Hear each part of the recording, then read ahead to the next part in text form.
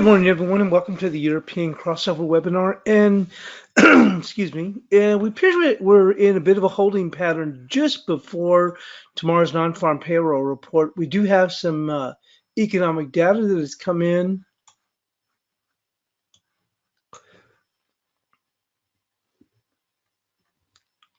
Actually, quite a bit here that's come in through here where there's going to be German import prices. The key thing is, and look, we just had the German CPI numbers going and come in. They came in a little bit better than expected, although one of the things I was going to note is you're seeing not a whole lot of movement here with the euro.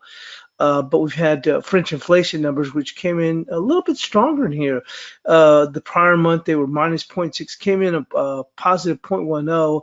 And then, as I mentioned before, or just now, the German CPI numbers, which also improved here, if you want to look at it as far as inflationary numbers. But certainly, we're not seeing any impact here with the euro.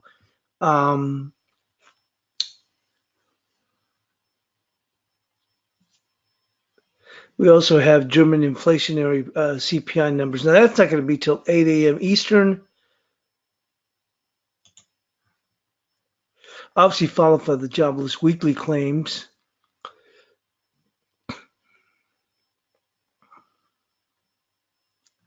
We also have GDP here in the U.S. Look at that preliminary second quarter. Obviously jobless claims. We'd also have Canadian producer prices index. So a little bit of a bevy of numbers that we're going to have that are going to hit today. But you can see the numbers coming out of here in Europe certainly have not really had any impact whatsoever here.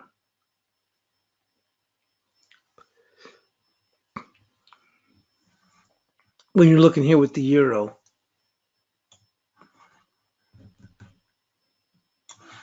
We stay fairly well confined. We do have the cable, which is just eased back a bit from that 343 that we had as far as our bias chart. Resistance. I mean, as I mentioned before, you can always have all kinds of reasons why something can go here or go there or whatever the case from a fundamental standpoint, but it's still a resistance level here, and it's an area where I thought that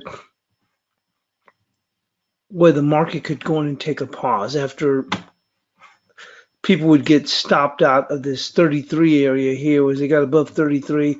To me, it made a good area, good rest point here. As I mentioned, we talked about the touches here, closes and then lows coming across just under right past the high. And the market just pulled back or is pared back at least a little bit from that 33.43.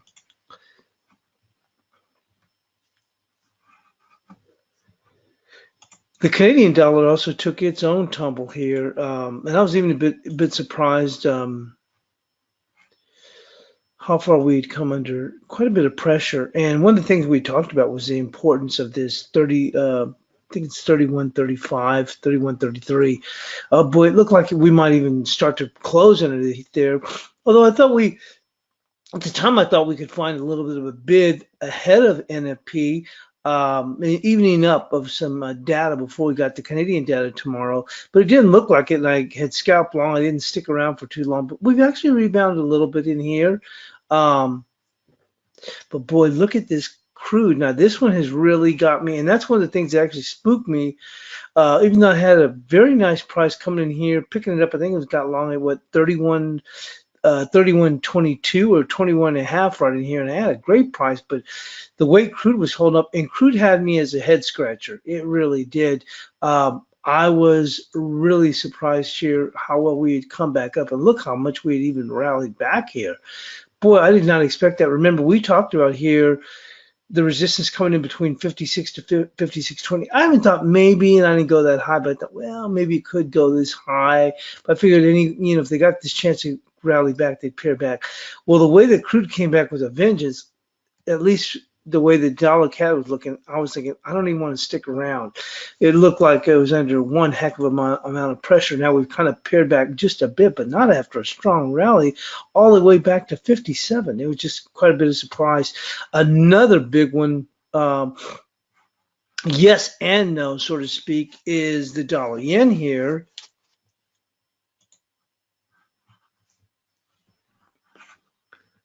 Now we had our bias chart support yesterday at 1025, but when you looked over here, you can see this daily support here. That's 1034, and we came and just about touched it, and we had a very nice rebound. One of the things that I cautioned about yesterday, the dollar yen kind of snuck up on us and just started moving higher. And I pointed out yesterday in the chat room, hey, this thing just crossed over, and look how long it's been in a sell mode. Look at that. It had just crossed over in the exponential moving averages, and why the heck I wasn't going to step in front. I was looking at, I think 73 might have been initial bias chart resistance. We'll take a look at that. Yeah, sure it was. There was 73. But, with these exponential moving averages crossing over, and it would come down, look at that, down 1034 is a huge daily level. And we almost made it just about there. Heck no, I didn't want to stay in front of it. And I was able to go in and scalp against it, and look right here, right there. You see that right here in this 1089-ish area right there? And we saw, got fortunate. We kind of worked a little bit hard, and then we saw this quick dip, was able to jump out for 10 pips, and then it came back up, and I'm thinking, well, look, if this thing closes on the 2-hour, and we're looking at the 30-minute, but if we close above this key area, 295, I said it opens up the door for us to go, much higher here. And let's pull this down a bit.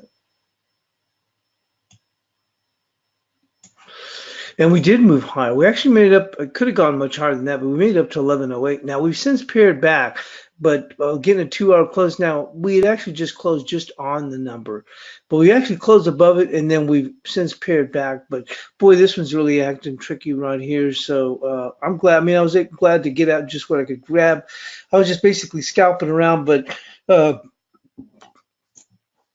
really, this is based on what we're doing here with the cash dollar index, but I thought we could have even been even a little bit stronger this morning, or actually holding maybe up in this area here.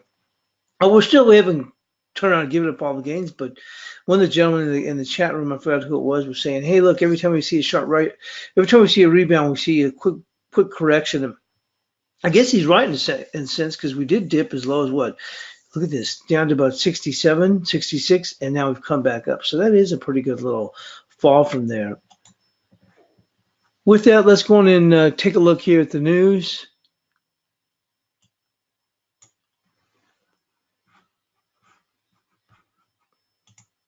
On the morning bid, while it was not the showdown it should have been before Theresa May's U-turn earlier this week, last night's parliamentary session still could have major consequences for Brexit. In particular, Labour is finally committed to calling for a second referendum, and now that the Assembly has rejected the alternative Brexit plan. It's also interesting that a substantial minority of Conservative lawmakers abstained or voted against the new timetable set out by May for the coming weeks, including a future option on delaying Brexit. The Labour movement will not have the immediate consequences, if only because there is no parliament majority at the moment for a second referendum, but this new stance will be worth bearing in mind if, as Francis Emmanuel Macron insists, no delay can be granted unless there's evidence of a plan in Britain to break the impasse. Corbyn has also clearly believes that May could still be forced to ditch some of the red lines and move towards the Labour's softer Brexit with a permanent customs union with the European Union and closer links to its single market. The Tory resistance to May's timetable shows, on the other hand, that hard Brexiters have not given up yet. It's a significant setback for the ambition of a common EU defense policy. Sources say that Airbus has decided to redesign the C-295 military transport aircraft to build in Spain to remove German components. I'm not gonna spend any time on that. Let me see here. Now, as far as markets, world stocks fell for the third straight day with a sticking points in reaching a U.S.-China trade deal. unnerving investors who feel this year's rally in risk assets on trade detente and more dovish central banks may have run a bit too far. Well, no kidding. The early in without the agreement to the U.S.-North Korea summit hit South Korean stocks, which fell almost 2%. The impact elsewhere was more modest, but it did seem a little to cheer more downbeat markets. And let's see, early Chinese survey shows factory activity in February contracted for the third month in a row, showing the trade-related showdown in the world's largest economy. Elsewhere, sterling slipped from its highest against the dollar in July and a 20-month high against the euro. Okay, and let's see, that's going to be it right there. And we'll just move on quickly on the recap because Canada, boy, that was a big move, and we certainly came under pressure. And like I said, boy, I had a great little entry level there, but boy, with the oil coming back and then that key level, I did not want to stick around too long. The Canadian dollar strengthened against its U.S. counterpart on Wednesday as higher oil prices outweighed tame domestic inflation data that supported a patient approach from the Bank of Canada on raising interest rates further. This is an oil move, said Eric Valoria, FX strategist at Credit Agricole. It looks like the correlation between oil and the CAD has increased recently, and that's really a reflection of oil becoming more of a relevant and driver in terms of the monetary policy outlook. The price of one of Canada's major exports climbed after a surprising plunge in U.S.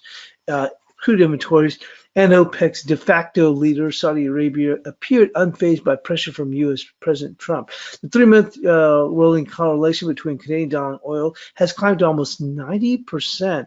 Bank of Canada is widely expected to leave its benchmark interest rate on hold at 1 3/4. We're expecting the Bank of Canada to resume its normalization later this year, but that's not going to happen until there's evidence that the economy is getting back on track after its oil-related slowdown, Valoria said.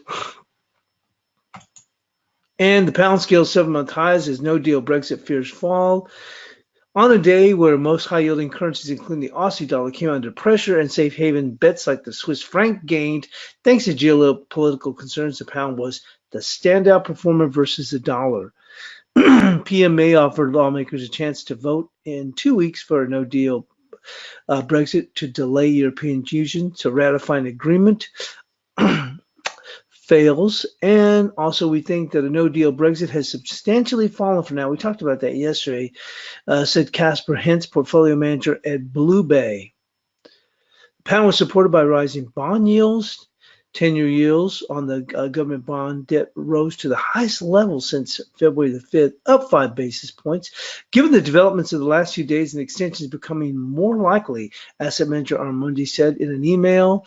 Also, volatility drops with the risk of a deal dwindling. The relief was visible, felt in currency derivatives such as the market with implied volatility, a measure of expected swings in the pound, falling across the board. Implied volatility rises when the market participants hedge their positions. In the pound's case, the countdown to Brexit Day on March 29th has prompted companies and hedge funds to buy implied volatility. May has said if Brexit is delayed, it must be a short delay because the EU said Britain needs to hold European elections if it's still a member beyond July the 2nd. And the Swiss franc, again, the Swiss franc gain as Trump's Kim summit cut short.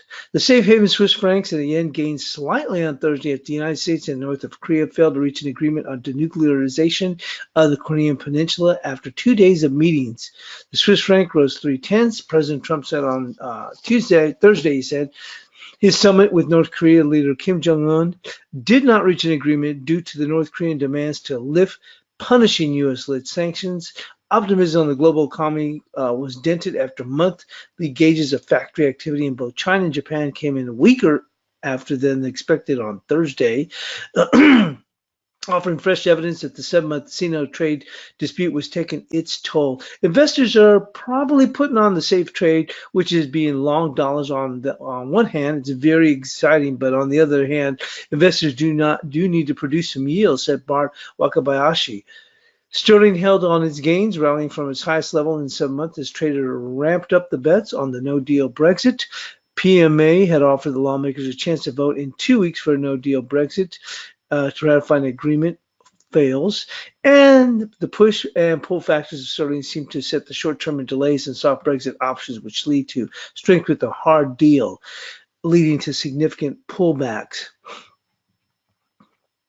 And lastly, Spanish consumer inflation ticked higher. We were just showing that just a few moments ago. And still, nonetheless, this data is not affecting the euro in any way whatsoever. Spain is one of the first major Eurozone economies to report for rising inflation.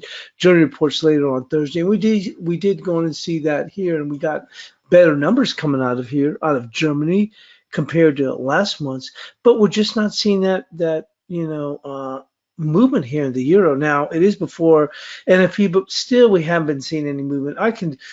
This type of action I haven't seen honestly ever. I can remember here being trading in the European hours, and you see some nice movement. Even if you're going into NFP, it'd be like, okay, we're still going to get some good movement, and then after we get these figures in, it's probably going to go quiet, and you'd get those movements.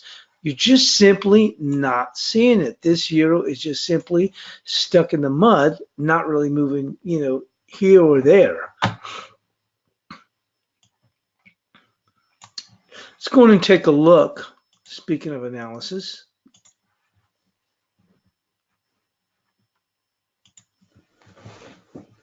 So it says the euro is unable to secure a close beyond 1392. The pair is spinning its wheels in the mud, unable to gain traction. The market needs a catalyst to move, and the dollar index will decide where the euro goes by Friday, the NFP. So let's go and take a look here with the euro.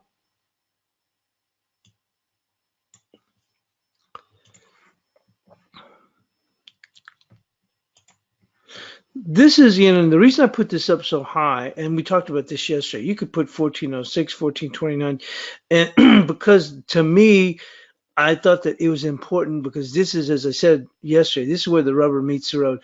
Until then, you can pop up and, we could make cases why, okay, it's 1406, it's 1429, but the euro could actually pop up, and although it's not doing that, and then turn around and give up all those gains. And that's what I'm thinking. My point was, hey, look, anything can happen between if we get past here and you go, oh, wow, we got past the biased pivot. Hang on a moment. The bias chart resistance. That means we're obviously turned the corner here on the euro, but then we could turn around and fall right back on our face. You know what I mean? Which is we've seen these slides back. And yesterday we had our bias chart support here at 1360, and you can see that the euro had paired back to 1362 before it found some support. So until we get past 1445, really nothing's really happening here. And actually the thing is that we're not even making a move even above 14. This euro is truly stuck in the mud, and as I said before, it's just simply not doing anything. And I think to me it's just almost we're at a point where the boys cried wolf so many times. And one of the things I did want to mention yesterday is we've just about evened up on remember the disparity we saw here in the exponential moving average here, where the market got so far overdone, and then we saw quite the reaction on the way down, and we weren't expecting something like that, but we thought that we'd probably maybe jump here in the maybe the mid, well, not mid, but let's say the 1430s, 1440 up in here. Well, heck, we can't even get past this 1392, which has been a key daily level here. So we'll see what happens, but it's really upon the dollar as to what's going to go and happen. So we're going to go and keep this here because the euro could maybe jump up a little bit here and fake some people out, but I think people just not really want to participate here in the euro, essentially. And the only thing that's going to push the euro is going to be the dollar, because the euro is basically trading as a de facto for the dollar.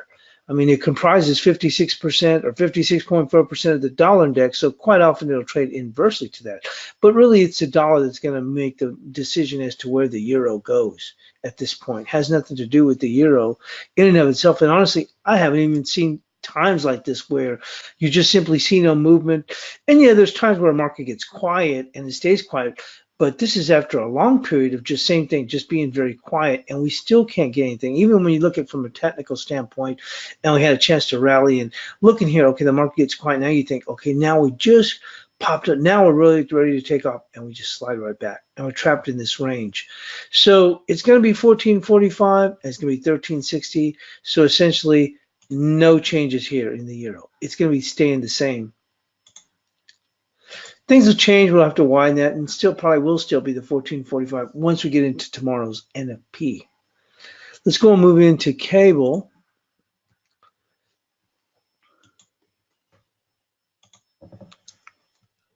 So cable remains well bid, but a respite is likely ahead of the NFP. Resistance remains at 1343 with initial support at 3142.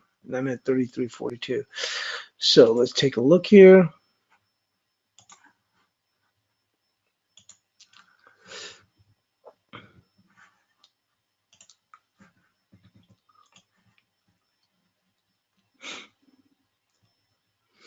Well, things have changed quite a bit, and we talked about, we actually spent some time at length yesterday talking about how this market had responded and technically how this market really made that move. We're really basically making a comparison to how the euro doesn't do anything here. And I don't think, I was gonna say, I don't think it's euro's fault. I just think that nobody wants to be in the euro at this point. Surprising to say something like that, but we talked about what a difference from a technical standpoint. And to me, I was thinking, this 32.68 was a big level, and we closed just below it. I mean, closed just before we got there. But any push above this, which would get past the 33, I thought would run into some selling here at 33.43. It may not have been a lot, but it quelled the market, and we've kind of eased back a bit. When you look at this,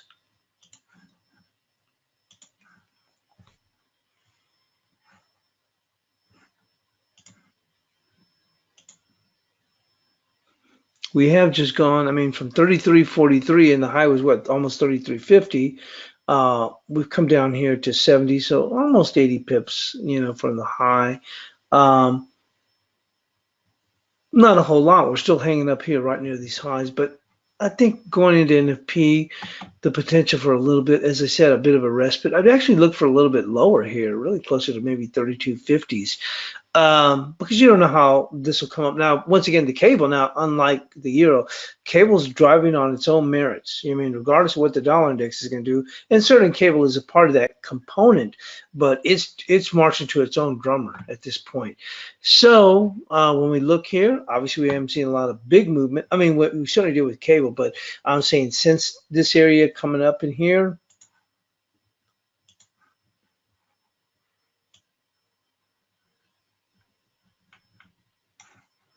so 33.43 is still going to remain the resistance. And we've said 32.42 on our support here, not support, but our analysis here. Initial support comes in at 32.42 right there. So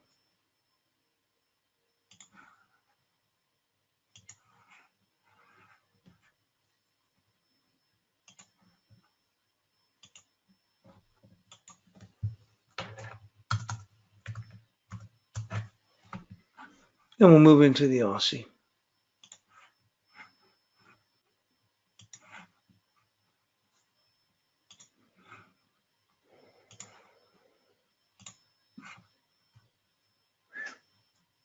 Aussie's actually holding up a little bit better than I expected if you think about the Chinese data that came in weaker. Now, certainly we did go on to give up these gains, but I guess to me, I'm thinking it could be worse.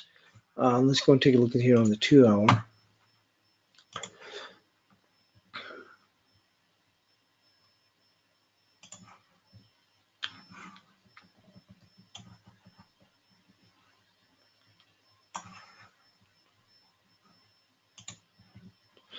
So we had 71.28, and the low was 71.27.5. So they just came into support there. We're just going to go and keep that right there. That's what we had it for an area that we thought we'd get to, 71.28, and we made it to 71.27.5 so far, and we'll just keep that here for now. I don't see any reason to change it. We can adjust it. Okay, well, if it got there, then it can go a little bit lower.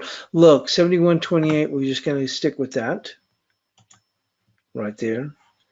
Resistance, we had 71.79. Yesterday's high was 71.66. That will move a little bit lower right there. 71.69. We'll call it 71.70 for resistance.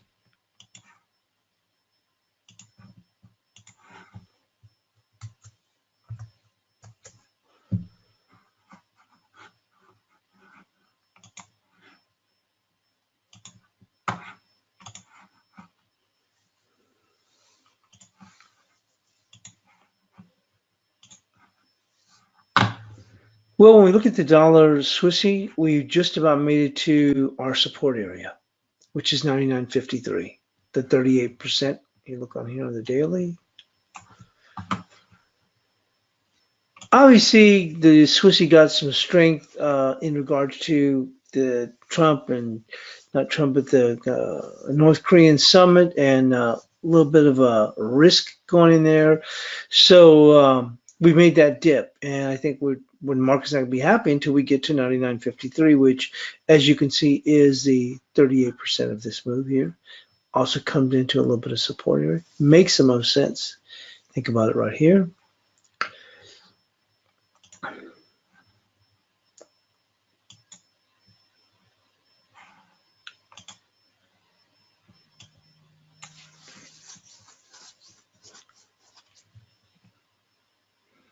We'll adjust our resistance here, and that'll come in right there.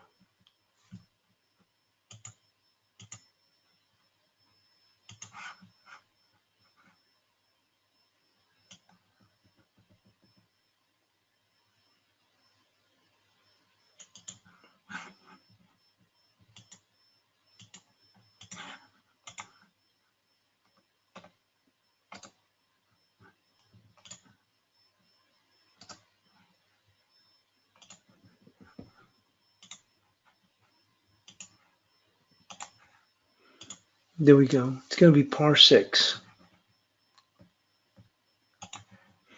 We're trading relatively quiet, and I think it may stay that way. Well, we've got some U.S. data, and I think we'll probably keep things in check until we get to the U.S. data, and then we'll see what happens after that. But we have NFP tomorrow.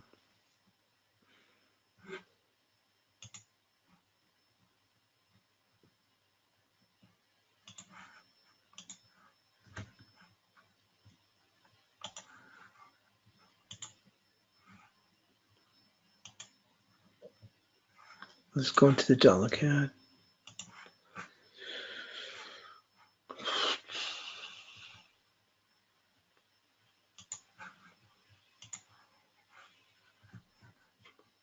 This is a very interesting market. It really is.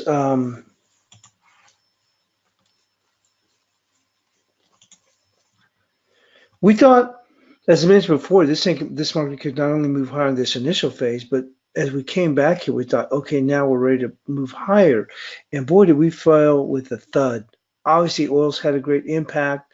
We did see a pullback on oil when Trump made his tweet, but we came back, and I myself thought that crude oil was going to stop around between 56 and 56.20. There was, I thought, an outside chance we could make it to 56.40, but boy, I did not see this move to 57. And also, a thing that did concern me also was if we lost this daily close there at 31.33, there'd be heck to pay. And at the time, crude was still rallying. I'm thinking like, this is nutty.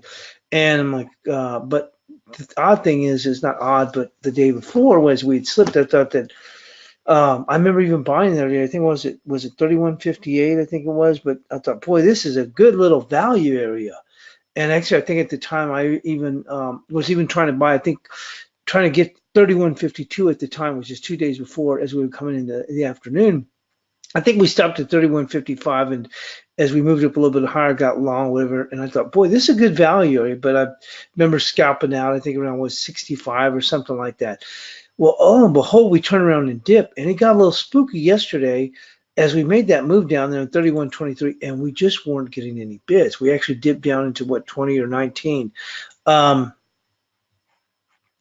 And oil continued to move higher at the time. I'm thinking, boy, this, as poor as the dollar CAD had showed, what if the wheels do really start to come off the caboose? Because as I said, if we close below 31.33, man, I thought we were going to see a lot of bulls just going to have to throw in the towel. I'm thinking, boy, I'm getting in a very good area, but we may see that dip just below 31, maybe 30.89, pop back up, and then I'm trying to figure out, well, I wouldn't have hung on that long anyway, but still, nonetheless, I thought, you know what, I'll be happy to get out on these moves to that same 31.33. I think it took half of it there, and then the other half, I think I got out around 38 or something like that. But quickly we saw a rebound back in here, but then we quickly gave back those gains, and so we've kind of worked a little bit higher. But crude is still up in these upper levels. A bit of surprise here, as I mentioned, really a challenging market, but we've had some good movement here in the dollar CAD. And we do have some key data tomorrow here for the Canadian currency. Mm.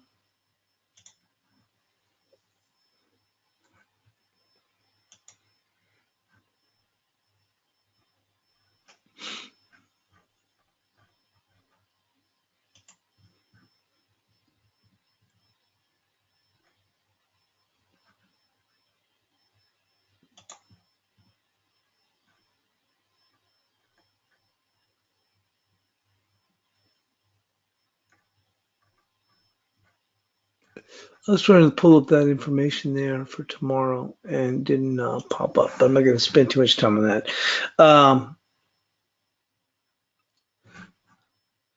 Trying to pull that off the economic report. But anyway, getting back here is resistance right now is going to come in. We can actually do a quick fib back. So go and take a look at that.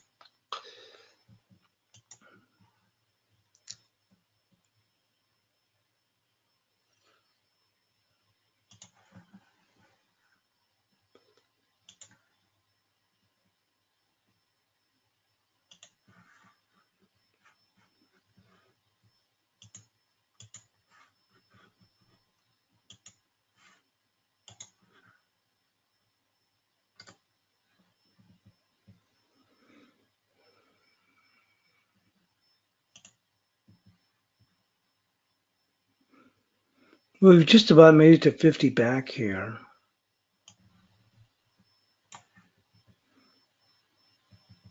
But we'll go through resistance right here. See that? And just before the 61%. That would take us right here at 31.85. 31.85.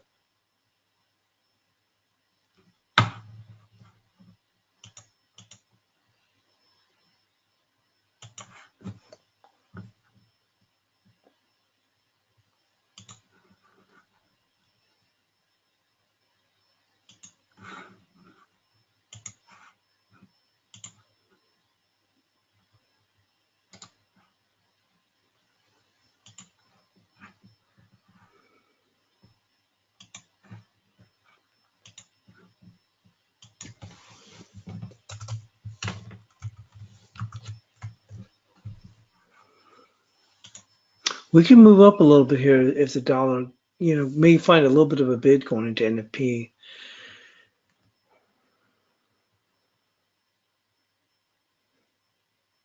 Support's going to come in right there at 31.44.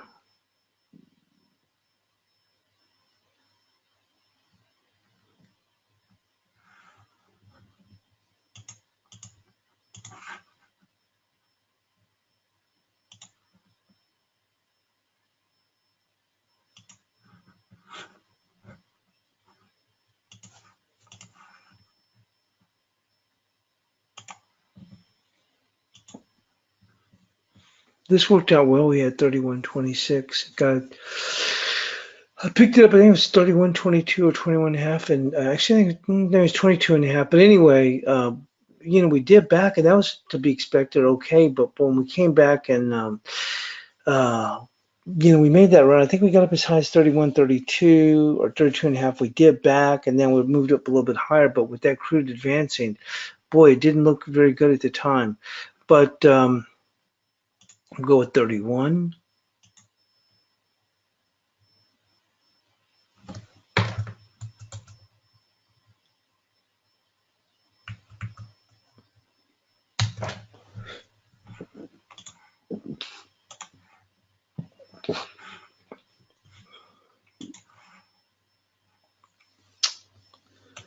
Well, dollar mex is, remember we talked about this yesterday. I thought we were just kind of like all over the place now. And I think actually we had, let me take a look on here. 1921.8, and I remember telling you is I don't have a good feel on this one at all. We hit this level here. We talked about this 161%. We hit down here at the 61%. We're looking for a dip below that. Went further than what we expected, but we saw a strong rally back. Then we came back, and actually on this test from here to here was the 61%. Came back also, which was the overall big 61%, but it was also the 61% of this range. So we saw a bounce back here, and then the market just kind of meandered here with a couple of pops up in here to take out the stops here, a dip back, and we're just stuck in neutral. I just don't have a good feel for this thing whatsoever. Resistance, we're going to keep it simple right here.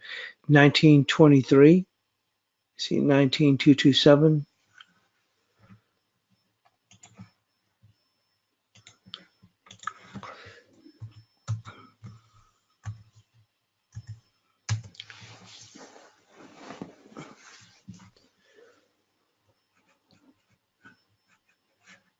This one is a tricky mark. I wouldn't even want to trade this one right now just because it just doesn't have a good.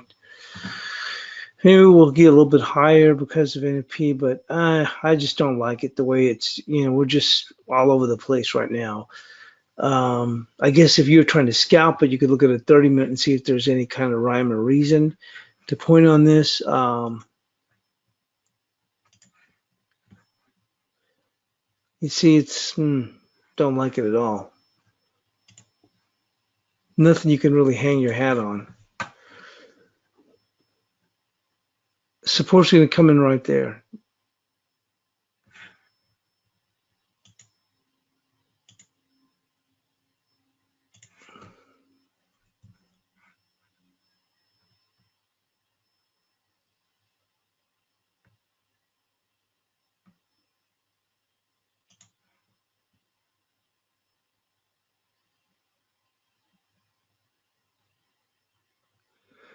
$19,143. It's actually 144.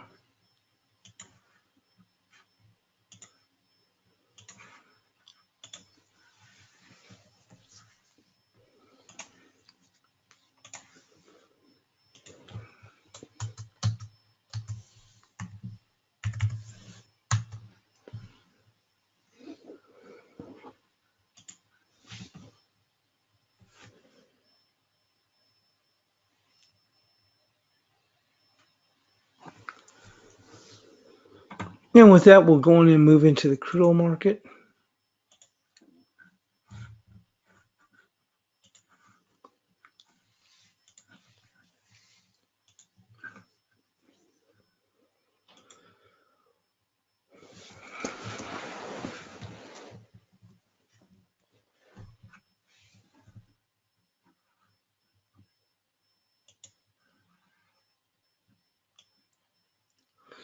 This market got much further than what I would have thought. I would have thought, as I mentioned, after this big fall, rebounds would be sold where we come down here. And to me, I thought between 56 and 56.20, I thought maybe there's a chance here to 56.40. I was thinking, but I thought, nah, I think if they can get that, that's about as good as it gets. Well, had they gone here, okay, then, okay, fine. You say, okay, we've got a little bit of a gravestone doji. Now we'll rotate lower. We did, and look at this. We turn around, run right back up here again.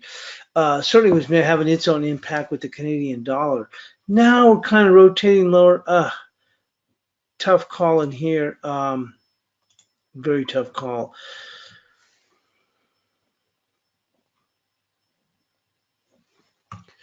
Well, resistance is going to come in right there. You can see this line coming across.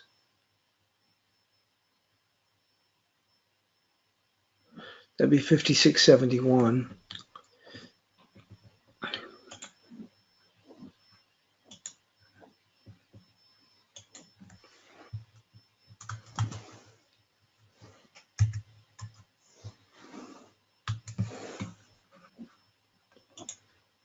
And support on a short-term basis can be right there.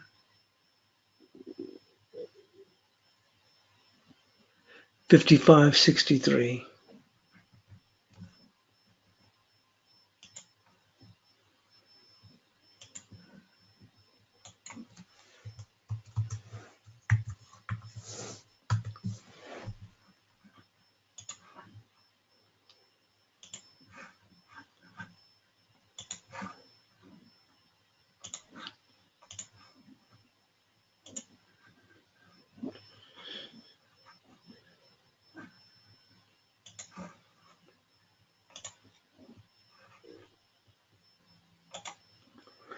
Boy, did we see a monster rally off of this 1034. It didn't quite get to 1034, but there's that key data level here.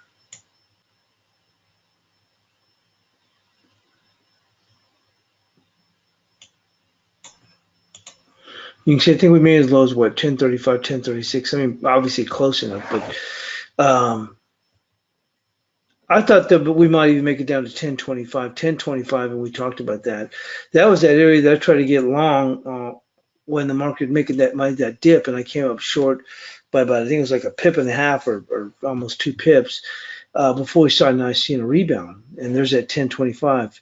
And it almost gotten there. I think it made it to what, 1026 and a half or something like that. I think initially I had a limit of 1024.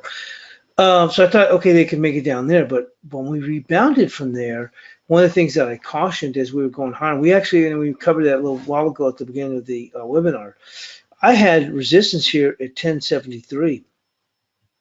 And, I could have easily said, you know what, I'm going to go and jump in here and I'll get short from that area. But what kept me from getting short was this exponential moving average crossover. And I thought, man, this thing's got some momentum. Because remember, just here was already, when I looked at it here, and here you had the resistance 73, I'm thinking, boy, look at this strong bar. After it crosses that, I go, that thing's got some momentum. Don't forget, look how long it had been on the sell mode. You see, we came up here and we kissed it. You see right here, right there, but we had retained it still, the sell mode. So this thing was really, and then you think about that, we'd come to that 1034. The low was 1035 or 35 and a half, but look, that was a key daily support level close. And then on top of that, look at this turnaround here. And then the strong bar was like, heck no, I want no part of this at 73. And I was looking at it here and I thought, you know what? A good area is going to be right there coming across. It's going to be 89. And that's where I stepped in. I got lucky, like I said, on this dip back. But boy, did we see this thing come back with a vengeance and actually closed on the 2 hour here. But we said if we got a 2 hour close above 1095, really opened it up for this market to move higher. We eventually got it on the next bar as we got all the way up to 1107, and then the market has since retreated back, but we're still holding up here just above this, area, almost at 1080. You know what, NFPs tomorrow, if we do get this dollar to come back a little bit here, it's going to open the door for us to go higher. How much higher? I really don't know. We're just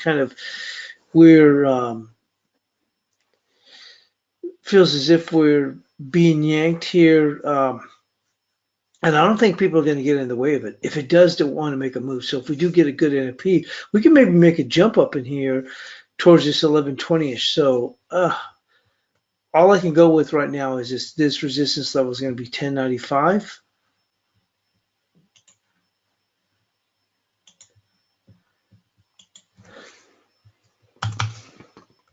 This is another market you need to be a little bit careful with. I don't think people are going to stand in the way of this one now. If this thing starts to move higher, there'll just be some light stops here at 1095. And I don't think people are going to get in the way of this thing at all. Support now is going to come in right there, 1042. Once again, we do have big data at the US at 1030, I mean 8:30 Eastern. But once we get past that, we may see the market quiet down a bit ahead of NFP.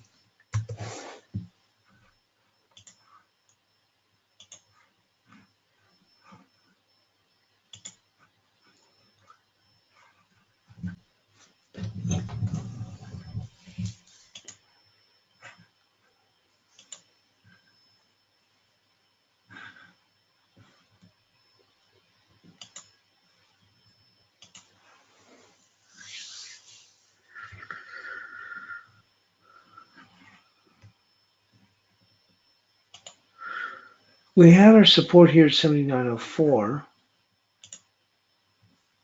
We dipped just below that, but we're hanging around here.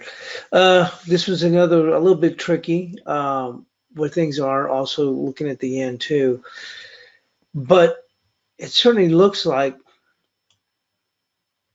if we can get these boosts to cooperate, but that may not play into this until the first part of next week. But maybe we'll see eventually a move lower here. I think we're just hanging around here. If you to give it some better perspective, we keep backing this off just a little bit to see right here. I think we're just hanging around this upper area. And then for next week, I would look for this market then now to start to tilt lower. But we shall see. So resistance realistically is going to come in right there. And we may not see that until tomorrow. And we'll get this a little bit better.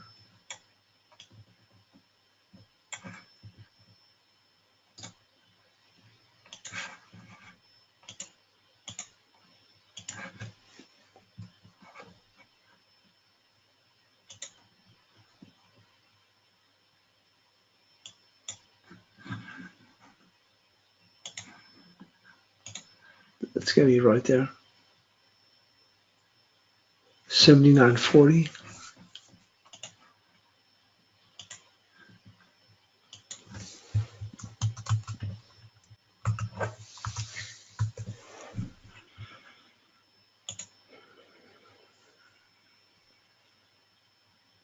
And you can see right there, it actually just about made it in there. Just give it a little bit more room, but not a whole lot.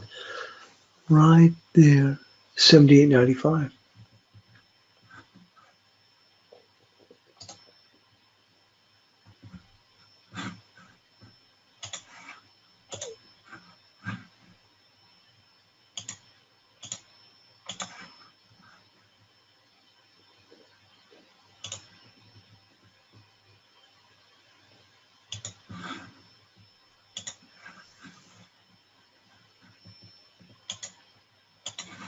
I think we'll see this market move lower next week, though.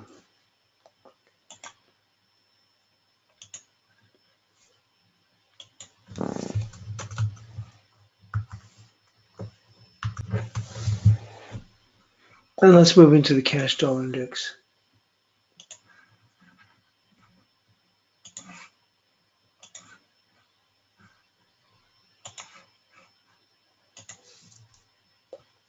Well, we pretty much just kept this on tabs, looking at it on the 2-hour, but we will see where we stand here on the daily.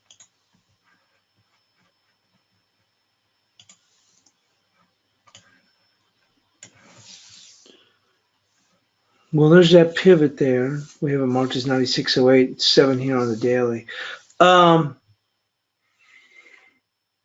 Dips down here to 95.80. We've had that as support. It's going to remain. Let's go and take a look at the 2-hour.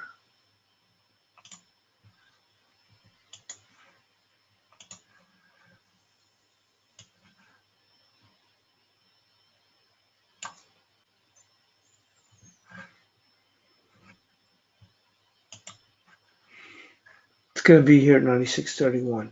Now, obviously, we're going to move it higher. The key thing tomorrow, post NFP, we may even have it up as high as 96.55. But the key would be, could we get a 2-hour close above 96.45? I don't believe that's going to be the case. But if we did, that would certainly push things back up for the dollar. It's going to be 96.31, no changes. 95.80 on the support, no change. Still bullish, even though we've been on a bit of a dip here. So relatively quiet trading until we get into the U.S. session, I believe. Let's go into the gold market. This thing is held up very well. I myself almost took a short yesterday, thinking that this thing could really dip in here. I've been talking about that the stops, we have not had the opportunity for any value buys, and I think the stops are very tight here.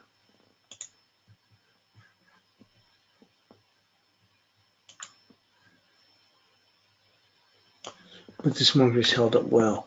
If we see this, if we were to see the dollar tomorrow strengthen on a good NFP, wow, watch out. Be very careful. I think we could come down here at 13.04 with no problem whatsoever.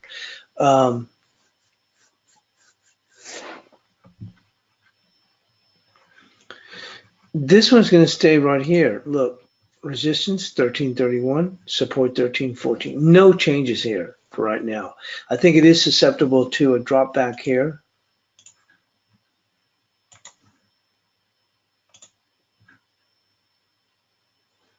But boy, it held it up very well. Although we did get past this 1320, not real big follow through. Guess I should have gone and put in that short there. My stop was going to be 31, 31 and a half. We did see that dip in here.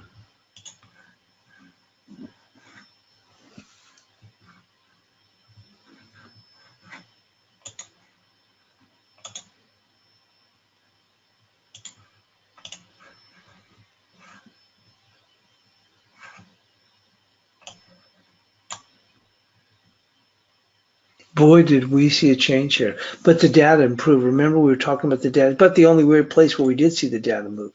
This is the only thing that will help the euro, and sure enough, here we are at 1389, not doing a whole lot, is if the bund can move lower, higher rates, that would help the euro, but really, once again, the euro is pretty much stuck in the mud. Well, that good data, and look, we were still holding up in here.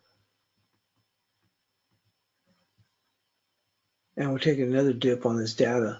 But yesterday, look, we saw this, and it still didn't help the euro, and that's after a pretty good little fall here. And we had 65.95.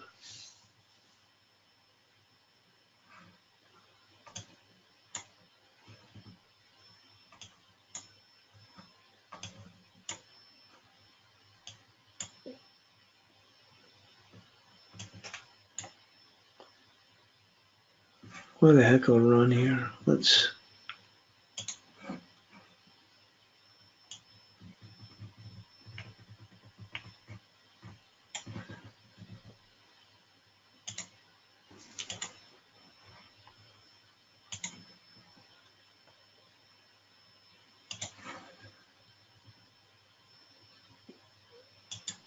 Well, we got ways to go even before we even get to the 23%.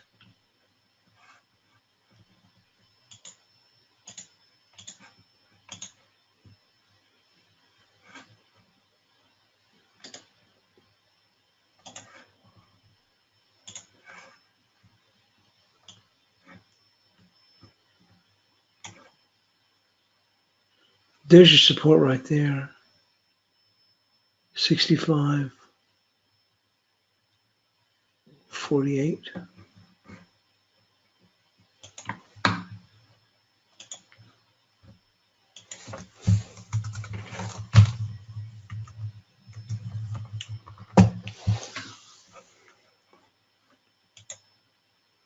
And resistance.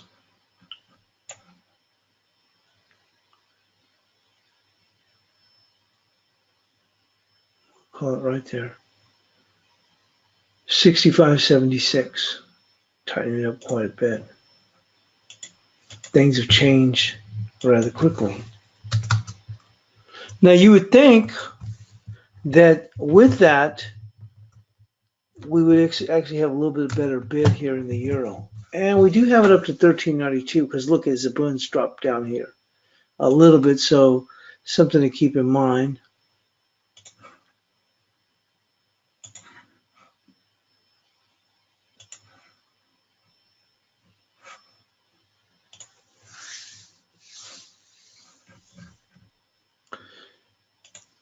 We had our buy chart support at 11,398, and the low so far has been 11,399, so not bad.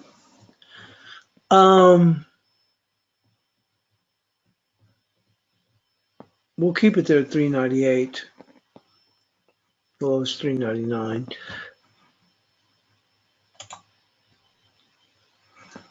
Resistance is it's pretty simple right here. It's right there. 11,502.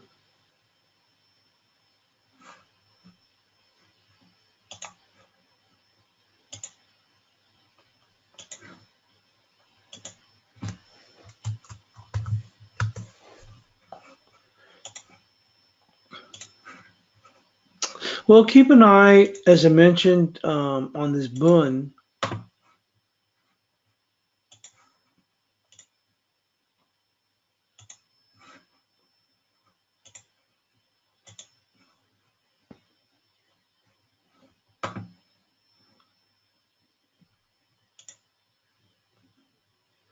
because this will give a little bit of a bid for the euro. A little bit. It certainly hasn't helped it that much. You would have thought as much as we've fallen here in the bund, euro should probably be up around 14.29, but it hasn't helped it that much at this point. Get a little bit of a push on that bund, but not a whole lot. Dollar's kind of weakening a bit. Let's see how this data plays out, although you would expect the dollar to get a little bit of a bid ahead of NFP. Things are still relatively quiet here. And the euro just, look at the dollar yen just hanging around that 1080. We're going to get the bias chart posted. Keep an eye on the euro does have the ability with this bund pushing lower. Keep an eye on this bund. If we push past this 65.48, it could open the door for us to push higher, just really on some stop, maybe a little bit of a stop hit. So we could go in and pop up into the 14 teens. Keep an eye on this bund though. Keep an eye. If we get past, let's say 65.45, you could possibly see the euro pop up on that. We'll go and get this posted. Thanks for joining us here on the European Crossover webinar.